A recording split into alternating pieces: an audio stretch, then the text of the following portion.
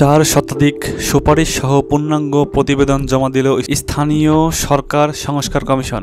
স্থানীয় সরকার সংস্কার কমিশন তাদের 2 খণ্ডে বিভক্ত প্রায় 500 পাতার পূর্ণাঙ্গ প্রতিবেদন প্রধান উপদেষ্টা ডক্টর মোহাম্মদ ইউনূসের কাছে জমা দিয়েছে। প্রতিবেদনটিতে 4 শতাধিক সুপারিশ রয়েছে, যার মধ্যে উল্লেখযোগ্য হচ্ছে বাংলাদেশে একক তফসিল অনুযায়ী সব ধরনের স্থানীয় সরকার নির্বাচন আয়োজন, উপজেলায় পূর্ণাঙ্গ আদালত গঠন এবং গ্রাম আদালত বিলুপ্ত করার প্রস্তাব। প্রধান উপদেষ্টা দ্রুত এবং সুপারিশ বাস্তবায়নের তাগিদ দিয়েছেন। বিকেলে তিনি সরকারি বাসভবন যমুনায় প্রতিবেদনটি গ্রহণ করেন।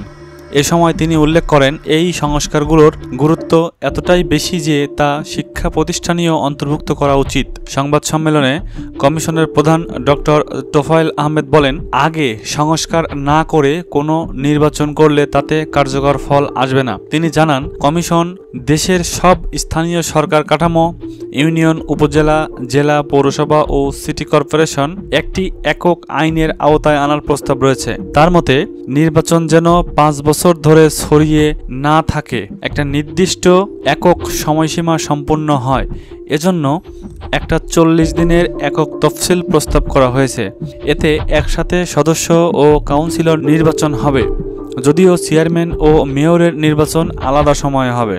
কমিশনের অন্যান্য গুরুত্বপূর্ণ সুপারিশগুলোর মধ্যে রয়েছে নারী কাউন্সিলরদের সরাসরি নির্বাচনের সুযোগ নিশ্চিত করা, ইউনিয়ন পর্যায়ে নারী চিকিৎসক সহ পূর্ণাঙ্গ হাসপাতাল স্থাপন, মাস্তানমুক্ত শিক্ষা প্রতিষ্ঠান পরিচালনা পর্ষদ গঠন, গ্রাম পুলিশের ন্যায্য বেতন ভাতা নিশ্চিত করা, উপজেলায় বিকল্প বিরোধ নিষ্পত্তি এডিআর ব্যবস্থার মাধ্যমে পূর্ণাঙ্গ আদালত গঠন, মন্ত্রণালয়ের নাম পরিবর্তন, পার্বত্য এলাকায় স্থানীয় সরকার ব্যবস্থা চালু। কমিশন স্থানীয় সরকার ব্যবস্থাকে প্রকৃত অর্থে কার্যকর করার উপর জোর দিয়েছে। তাদের মতে স্থানীয় সরকারকে প্রশাসনিক নয়, জনপ্রতিনিধিত্বমূলক কাঠামোতে পরিচালিত হতে হবে। আদালতের কাজ বিচার বিভাগ পরিচালনা করবে, স্থানীয় সরকার তাদের নির্ধারিত কাজ করবে। যদিও কমিশন জাতীয় নির্বাচন ও স্থানীয় নির্বাচন কোনটি আগে হওয়া উচিত সে বিষয়ে কোনো নির্দিষ্ট মত দেয়নি। তারা মনে করে স্থানীয় নির্বাচন অবিলম্বে শুরু করা উচিত।